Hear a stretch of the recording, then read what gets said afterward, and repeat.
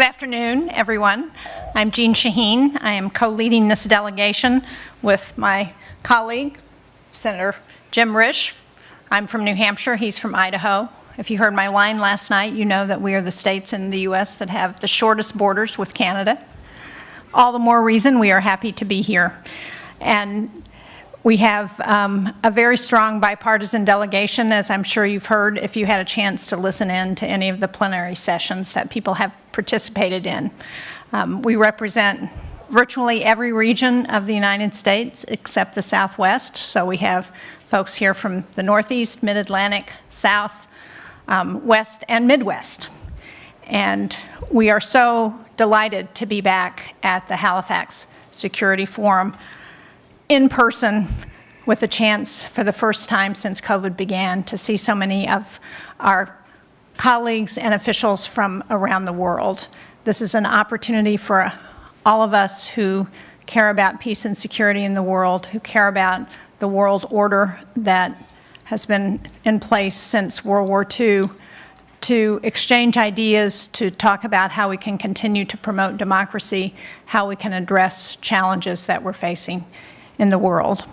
So I am delighted to be here. We are all going to say a few words, and then we will open it up for questions. So, as I said, my colleague and co-leader of this event is Jim Risch, who is the ranking member of the Foreign Relations Committee, and I'm delighted to be sharing the stage with him and with the rest of the delegation this afternoon.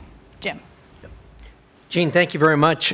We do have a very diverse delegation here, and it's a group that understands foreign relations and foreign relations issues, and a group that's got considerable experience individually and collectively in those areas.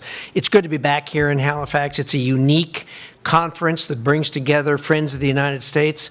We can talk frankly, we do. For those of you who've been covering this, our friends and allies are not shy about talking frankly about things they agree with us on and things that they don't agree with us on, which is not a bad thing, it's a good thing. Friends and allies should talk, and particularly if there is a disagreement, that in the kindest and diplomatic terms, you try to iron it out.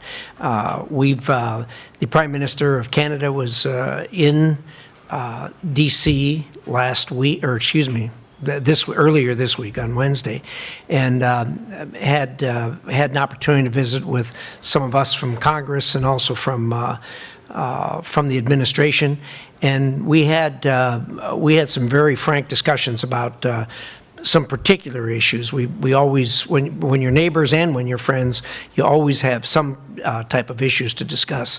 There was one particular one that was of importance, and he was very frank about it, and that was good. It was a good conversation. With that, I'm going to introduce my friend and distinguished colleague, Senator Chris Coons. Thank you, Senator Shaheen. Senator Risch, it's great to be a part of this bipartisan delegation and to be back here in Halifax. We've had the opportunity to meet with and exchange ideas with fellow members of legislatures from a variety of countries, security leaders, military leaders, both from our own armed forces, the Canadian Armed Forces, and many others around the world, as well as representatives who are here at this security forum from countries literally worldwide. I still remember very clearly first coming to this conference with Senator John McCain and the way in which he was a forceful advocate for seeing our common concerns and interests around free and open societies. And I was grateful to have a chance to share the stage with Senator Risch earlier today to talk about how together democracies need to be standing up to China and helping strengthen those common bonds that keep free and open societies successful in the challenging post-pandemic period. So look forward to your questions. Grateful for a chance to be with you. Let me introduce my colleague from Virginia, Senator Tim Kaine. Well, good afternoon. This is my 7th visit to the Halifax Security Forum. I'm a member of the Armed Services and Foreign Relations Committee, and I come for the reasons that my colleagues expressed. One, I want to spend time with them on the plane on the way up when we're here. On the plane on the way back, we get a chance to talk and understand each other's positions and get a little business done. And then secondly, I want to do a little bit of talking. Usually we each are on one panel, but a lot of listening and listening to people from around the world, both in the formal setting sessions, but we also have side-by-side meetings with delegations. In particular, a meeting we had with a delegation of security leaders from Taiwan and also leaders from NATO were particularly helpful to me. This is a perfect opportunity to come and do some listening and share perspectives and then use that to build a foundation for more progress. And it's great to be back and kind of relearn social skills by doing something like this in person again. I now want to introduce a colleague who is a shipbuilding colleague and serves together with me on the Armed Services Committee, Roger Wicker from Mississippi. Roger the Riveter. Thank you, Jim. Glad to be here. I'm Roger Wicker from Mississippi. I am a member of the Armed Services Committee. I'm a member of the American Participation Agency that works with the OSCE Parliamentary Assembly, the Helsinki Commission. I'm a vice president of the OSCE Parliamentary Assembly. I've attended this conference once before, and I've attended the Munich Security Conference with many of these senators and others from the United States of America. In my judgment, there's no better opportunity for people like us to meet with like-minded parliamentarians and thought leaders from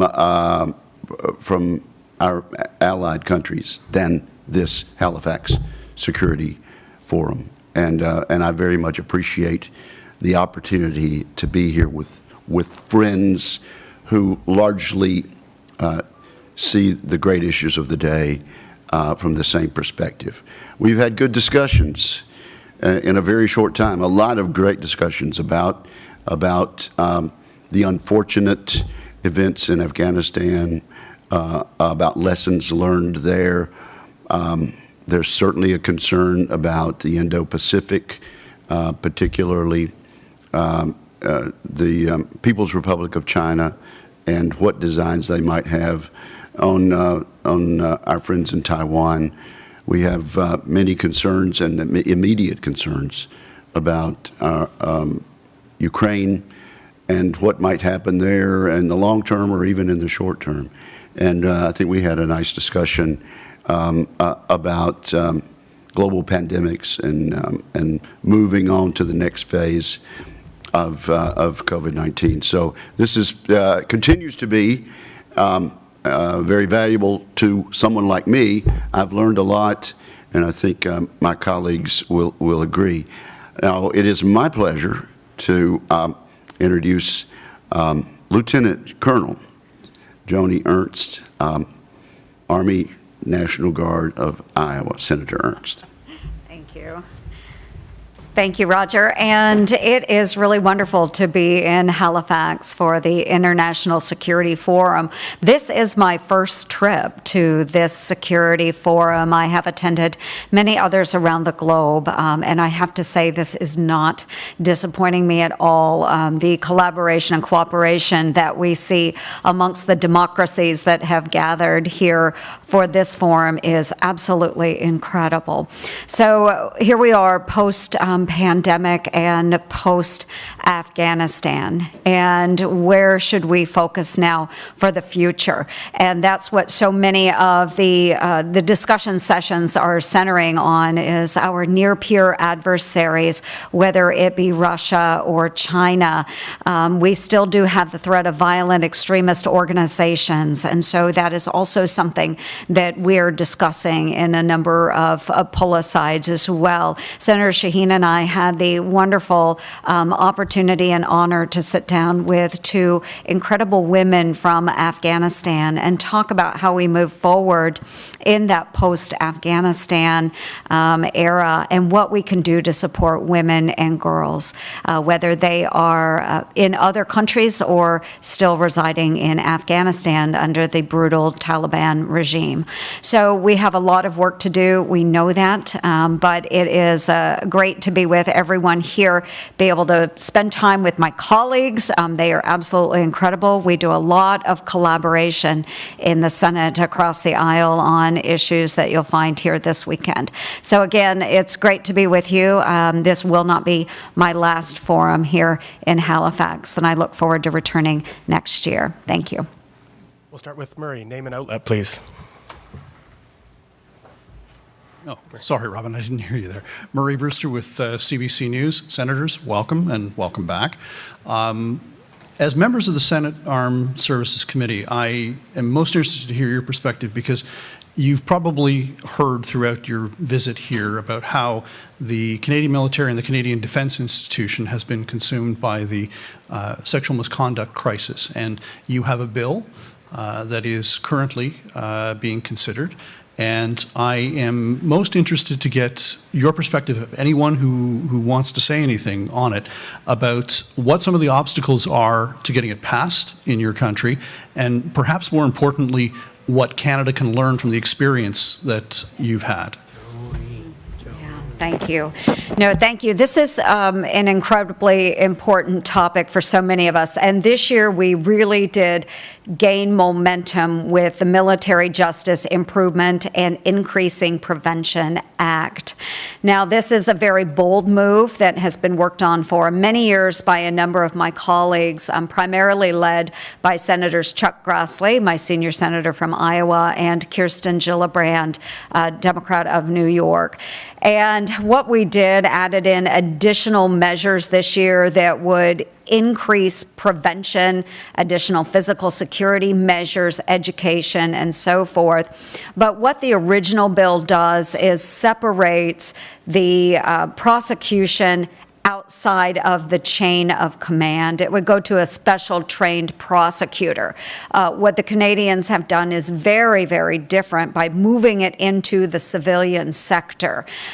We are struggling with the Department of Defense right now just to get it out of the chain of command. That, I think, is primarily what is holding back the progress on this bill. We do have our version of the bill, which would move it outside of the chain of command. It is in the Senate version of the National Defense Authorization Act. It was not included in the House version. So we still have a difficult path of keeping it in the final version of the bill that will go to the president for signature. But the pushback is largely because of long-term held beliefs within the military system. And, you know, I struggled to move it out of the chain of command as well, having been a commander. But I do think it's the right thing to do to really hold perpetrators accountable.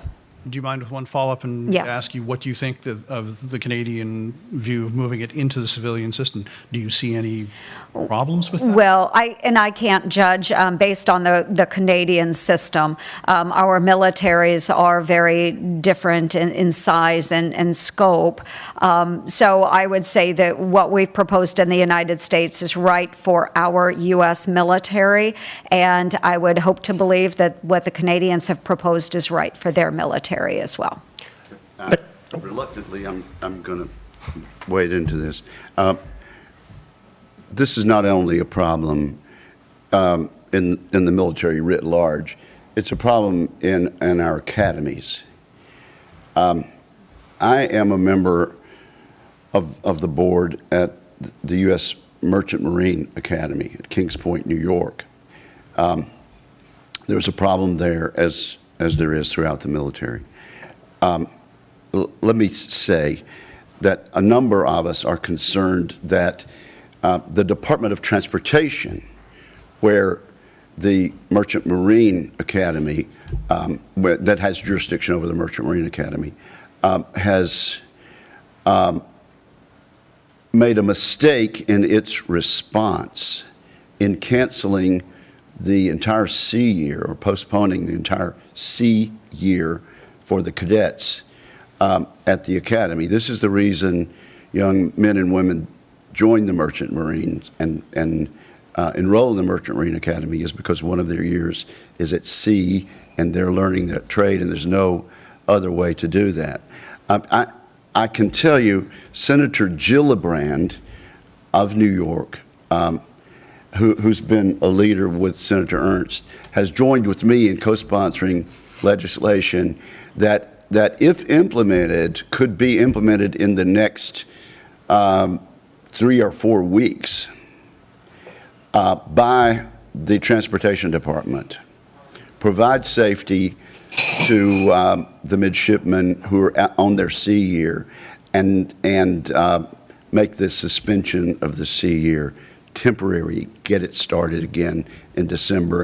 And I have to say, Senator Gillibrand, who has been as fierce on this issue as Senator Ernst, has the credibility that we need to convince our colleagues that this can be done in a hurry on this one issue as we work toward a long-term solution. Let's get the cadets back to sea. In the interest of time and interest in the room, let's keep it to one question. Justin, next question. Justin Ling, freelance. I want to ask you about the Havana syndrome, something that's impacted diplomats, intelligence officers, both in Canada and the U.S. The investigation is sort of slowly crawling ahead. Early indications suggest it may be some sort of conducted microwave weapon. There's some suggestion that Russia may be behind it. As that investigation continues, what are you looking for? What are you expecting? And if Russia is indeed indicated as the culprit, what sort of consequences will be on the table for Moscow? As you know, this is an issue that has affected the United States and Canada. Much more so the United States. We have had personnel affected on every continent in the world except Antarctica. My focus as someone who's been working on this issue now for about 5 years has been to try and ensure that our personnel get the health care and benefits that they need after being the victims of such attacks, and trying to ensure that we have a coordinated response to among all of our agencies, because we've had people affected within the State Department, within intelligence agencies, and within the Department of Defense, to ensure that there's a coordinated response. As you're aware, I'm sure if you've seen the Academy of Sciences report, that their conclusion was that these are directed energy attacks of some kind. They suggest that they were done by a nation state. I think it's too soon to know who has done that, and we need to wait for further action, and we are doing everything possible. Again, this is a bipartisan effort in the Senate and in Congress to do everything possible to ensure that not only are people taken care of, they are believed, and that we get to the bottom of who's responsible and what weapon they are using with these attacks. We'll go to the other mic for the next question. Hello, my name is Mark Goldberg. I'm the editor of UN Dispatch, and I host the Global Dispatches podcast. I have a question on Afghanistan inspired from some of Senator Shaheen's remarks from last night. For the last several weeks, UN Secretary General has been warning of a looming economic collapse in Afghanistan, caused principally by a lack of liquidity in the Afghan economy. Is there anything that the United States can or should do to prop up the Afghan economy to add liquidity?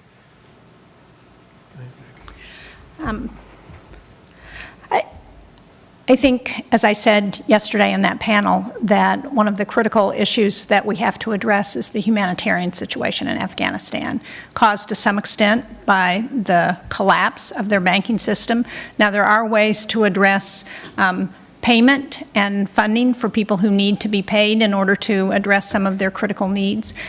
As I said yesterday, I think we've got to be very thoughtful about how we approach that so that it is not done in a way that allows the Taliban to siphon off dollars in a way that benefits their efforts and does not go to the benefit of Afghans. Just stay up there. Fadi, next question. Thank you. Fadi Mansour with Al Jazeera Network. Thank you, Senators. Question for Senator Coons. You recently filed the Sudan Democracy Act. Can you elaborate on what you're hoping to achieve and whether sanctions on the Sudanese military leadership has enough or bipartisan support in the Congress? Thank you. That's a great question. I think by filing the amendment, we're going to get to see how broadly there is support for taking more decisive action. I'm hoping that there is still some window for the most senior military leaders to change direction, but there has been yet another round of civilians killed during protests. I think the most recent death count now is up to 40. And this is an ongoing crisis. I was actively involved, as were many of my colleagues, in encouraging and supporting the transition to a democratic state, getting them off the state sponsor of terrorism list, providing $700 million in development assistance. Their participation in the Abraham Accords, I think, was a positive step forward as well, and I visited Sudan a number of months ago, and I recognized then that relationships between Prime Minister Hamdok and General Burhan and the Sovereign Council were tense, but we cannot allow this coup to go forward and to stand without the United States taking clear and decisive action on the side of democracy. There will be real consequences for the leaders of this coup if they do not change course. Next question. Hi, Senators. Good to see you in a nice, well-lit room instead of the Senate basement. I have a question for you about NDAA. You guys obviously left town without having resolved the amendment package on the annual defense bill. You're already pretty late in getting started with it. The margin for error is very, very low. Are you hearing from anyone who is concerned about your ability to resolve these key issues like Nord Stream 2, for example, the China competition bill, in time for the end of the year, which are going to affect all the nations represented here? I think the answer to that is yes. And can I say one more? We've got to get this done. I mean, a Senate that can't do this, a Senate that can't get this done, this is the most bipartisan bill that ever comes out of a committee, maybe with the exception of USICA coming out of Foreign Relations. It came out of committee like 27-3. And now we have a package of amendments. There's a manager's package of amendments that I think was about 70 amendments that are bipartisan, that have been cleared both by Senators Reid and Inhofe. So what more do you want? You got a bill that's that bipartisan with 70 amendments added to it that are bipartisan and agreeable to all, and another 18 amendments that are queued up so people who might not have been on the committee get a chance to have something heard. For folks to say, well, it's bipartisan, and yeah, there's another 70 agreed to amendments, and then we're going to vote on 18, but because I didn't get my thing, I'm going to cause us to not have an NDA passed for the first time in 60 years. A Senate that cannot do this hardly deserves the title. We got to do it.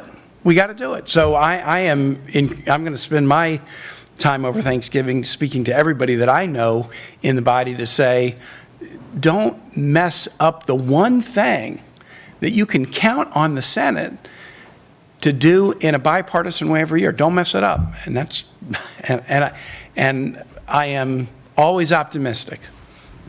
Thank you, Senator. A group of us, Republicans, had a press conference a few weeks ago asking the majority leader to go ahead and bring the bill to the floor. This is November 20th. Normally, NDAA has been passed by this time. Tim is right. We need to get it done, and we always have gotten it done, and we'll find a way this time. But there were a lot of us who maybe saw this coming and asked the majority leader to bring it up earlier so we'd have more time. I'm going to add to that, if I can, as an appropriator. We have to both pass the NDAA and appropriate. And of course there are differences between the parties about priorities for spending and authorization. But we are teaching not just Americans but the world whether or not our democracy can solve real and pressing problems. And there are consequences for our security and our standing in the world if we can't pass the NDAA and appropriate this year. And I think, I don't speak for everybody, but I think you'd find if you polled all of us, we're all clear on the urgency of moving forward on both of those. Thank you, Senator. Yeah, just to put an exclamation point on that, and I hate to, but one of the things you heard earlier at one of the plenary sessions was that the Senate is very divided. Congress is very divided, and we don't work together and we don't get along.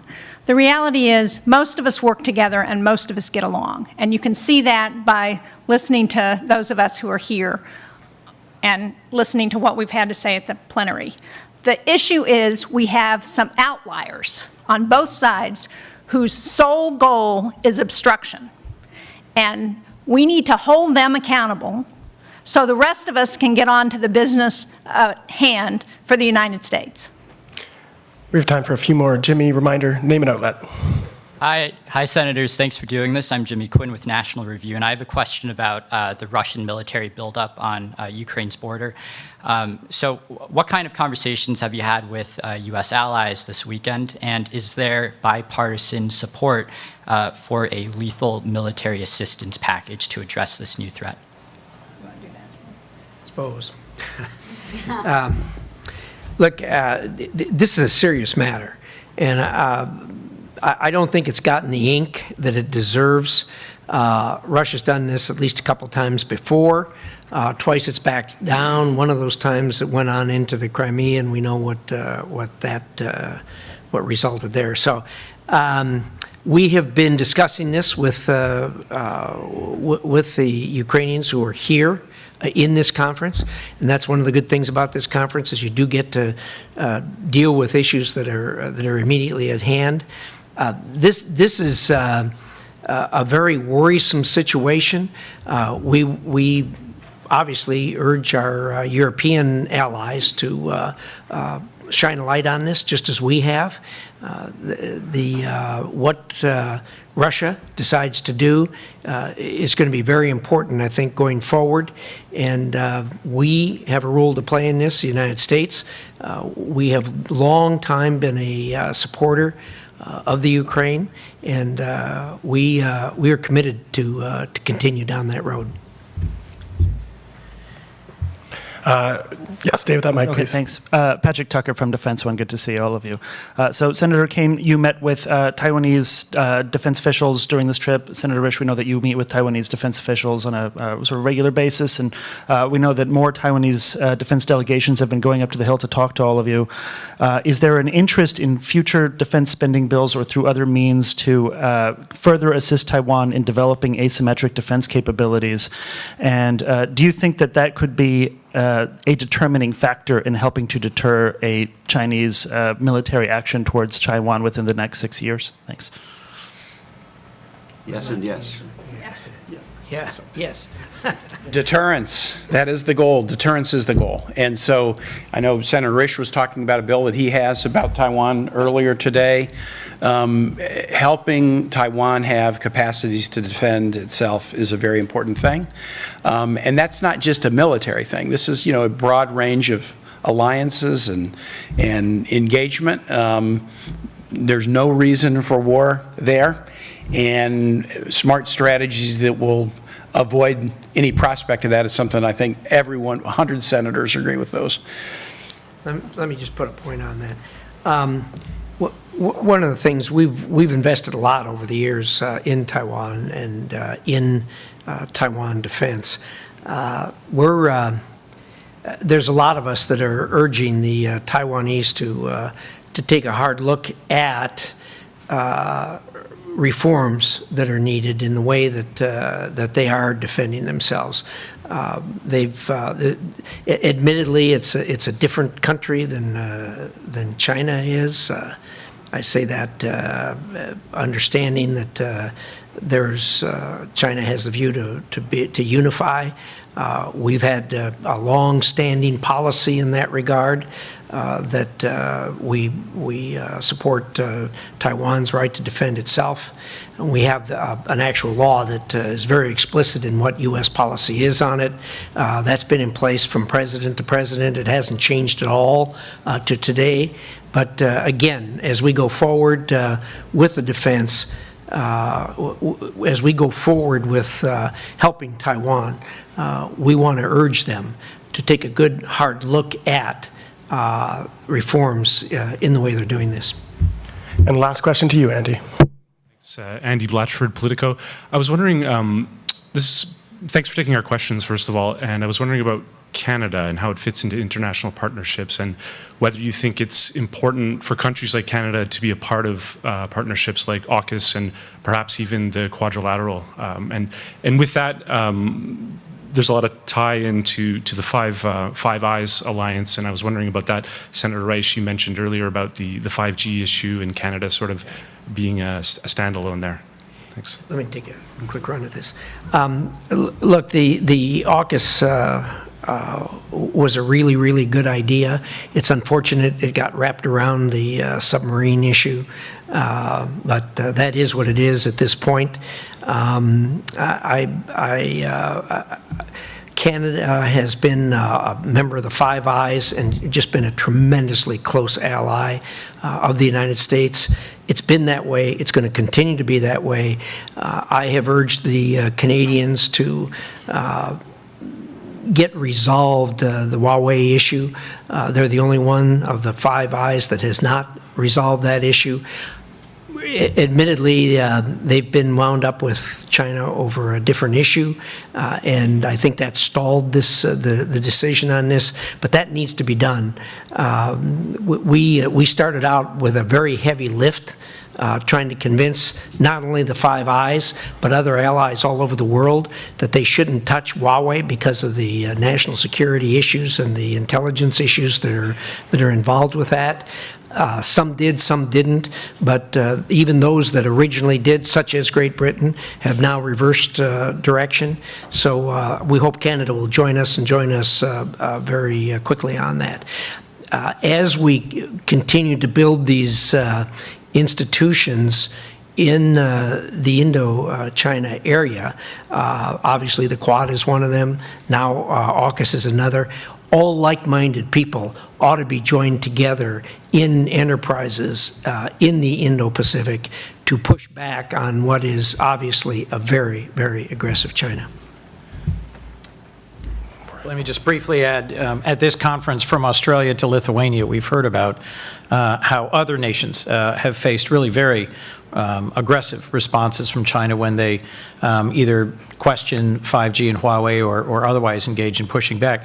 Now that the two Michaels have been released, we are very hopeful there's going to be significant forward progress in this particular aspect of U.S.-Canada relations. But just this past week, Prime Minister Trudeau and the President of Mexico, AMLO, and President Biden had a very constructive, positive, day-long conference. And a number of us had the opportunity to meet with the Prime Minister, meet with the Ambassador, and clarify that we shouldn't let trade issues get in the way of what is an absolutely vital security and values partnership between the United States and Canada. And I'm afraid that's all the time we have. Thank you all so much. Thank you very much. Thank you.